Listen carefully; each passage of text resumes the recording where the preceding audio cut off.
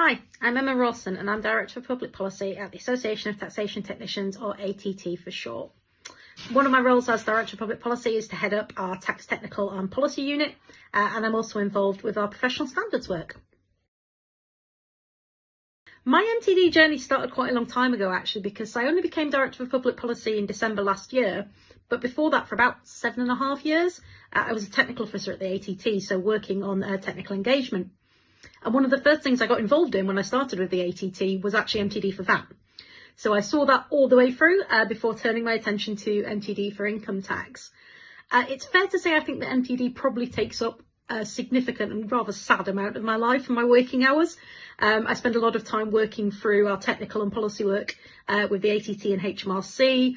But beyond that, I also do some freelance lecturing and writing, including a Bloomsbury guide that you can access for free for an ICAEW member. So not only during the working hours, but also in my spare time, I spend a lot of time thinking about MTD. The way the professional bodies work with HMRC on something like MTD, it has actually evolved over time. So it was very different when I first started to the relationship we have now. So there's sort of two kind of forms of engagement we have with HMRC when it comes to things like MTD. There's formal engagement, so that will be things like answering the consultation responses, so public consultations, and also sort of standing meetings and forums that we have monthly or quarterly. Outside of that, and what's actually probably sometimes more valuable, is the informal engagement we have. So I have got a relationship with the team within HMRC, so if I get a question that comes in from a member, I can know who to go to within HMRC and ask them about it. And similarly, sometimes when they're looking at making changes or doing something, they will come to the professional bodies and ask for our opinion. I do really think actually the relationship since MTD, when it was first introduced, probably not so good. In recent years, much more collaborative. HMRC absolutely do listen. I know it might sound like they feel like they don't from the outside, but they absolutely do. That doesn't always mean that they can make changes based on what we say. We'd love it if they took everything we said on board. That's not how it works in the real world. They do have restrictions. But they do listen. Do we always agree? Absolutely not. I can guarantee you that, there have been areas, and if you ask HMRC, they will agree, where the professional bodies have had a strong opinion about something HMRC wanted to do in MTD. So they don't always agree. We don't always agree. They do listen. We like to see our role when it comes to working with HMRC on things like MTD as being a critical friend. So we're there not to just be overly negative about everything, because that's not how we work constructively, but we are there to tell them where we think that things will cause problems, and where possible, suggest some solutions or alternative ways of doing things. Members that I come across are a mixture of positive and negative when discussing MTD. I do think that has changed over time. I think if we rewound a year ago, much more negative sentiment out there.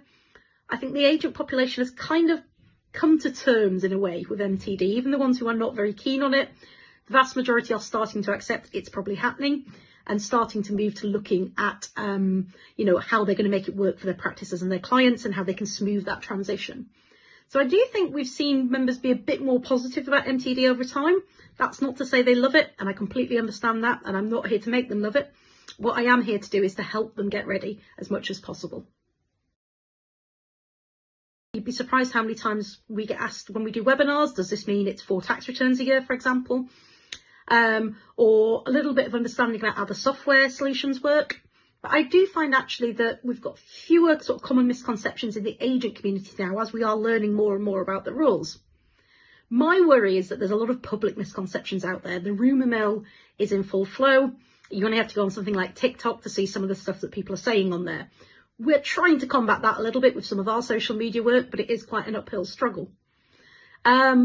And the media sometimes don't help. There was a tabloid newspaper that brought out something about MTD that got the penalties completely wrong the other week, but fair play to them, when we pointed it out, they did correct it.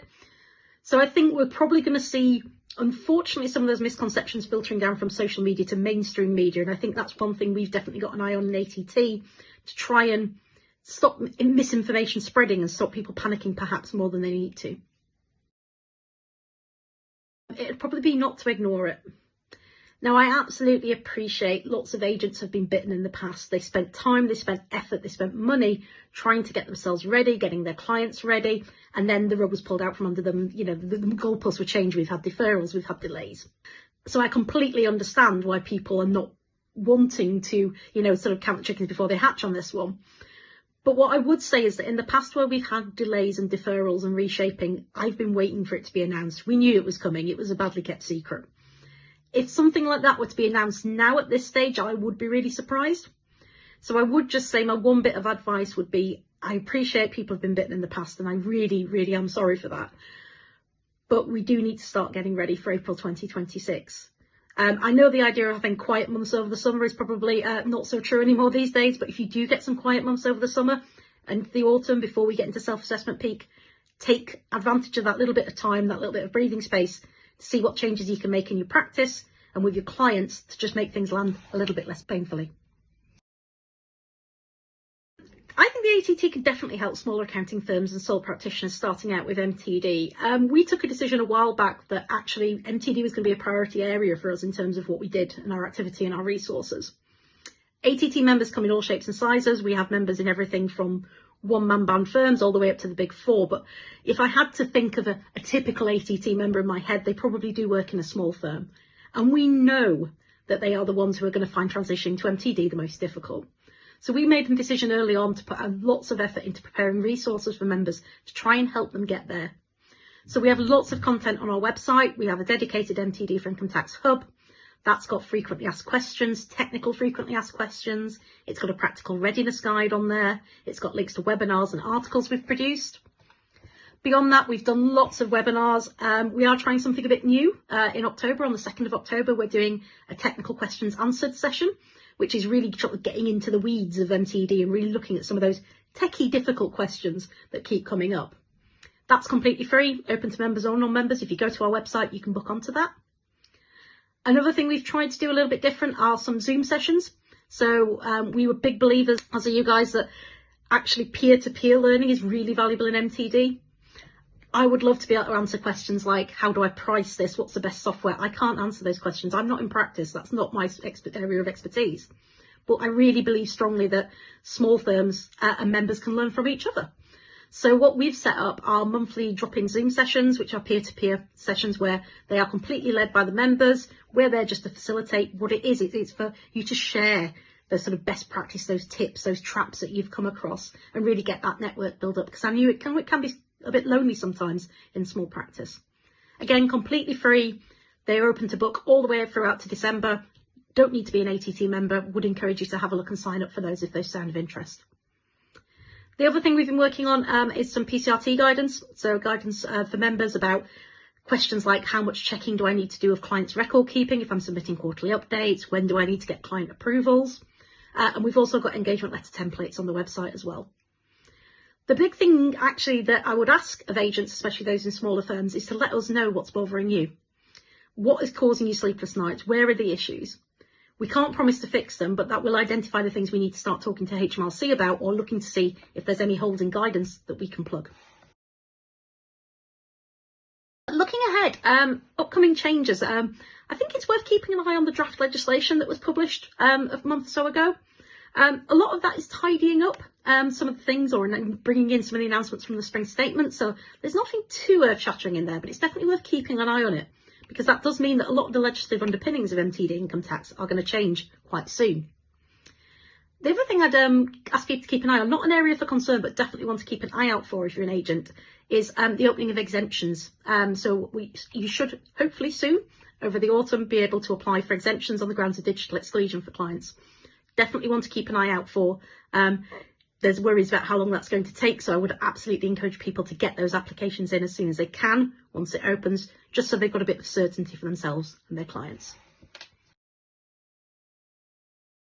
In terms of readiness, I think actually accountants and tax advisors, the readiness is definitely improving over the last 6 to 12 months. I find it really interesting when I do webinars, when we do our monthly Zoom sessions, just seeing how the conversations are shifting over time.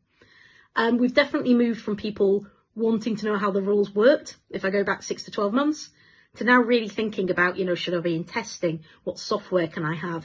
What do I charge my clients? All of those really practical questions. So we are definitely seeing the conversation shift, which I'm hoping to me means that we're seeing people be a bit more ready than they were. There are, however, some holdouts out there. One of my big worries is that the people I'm talking to are already engaged, and I know there are agents out there who are still not engaging. So one of my big challenges is how do we get to the people who are not listening at the moment? And I think that's something we need to think about as a profession. Biggest challenge for tax professionals when it comes to MTD, undoubtedly, handling the changing workflows. So moving to those 4 submissions a year, the more frequent record keeping, that is a big change if you've only been engaging with clients once a year. And the really big one, getting your non-tech savvy clients on board. What are you going to do with the ones who are not digitally excluded, but are maybe digitally limited or digitally reluctant?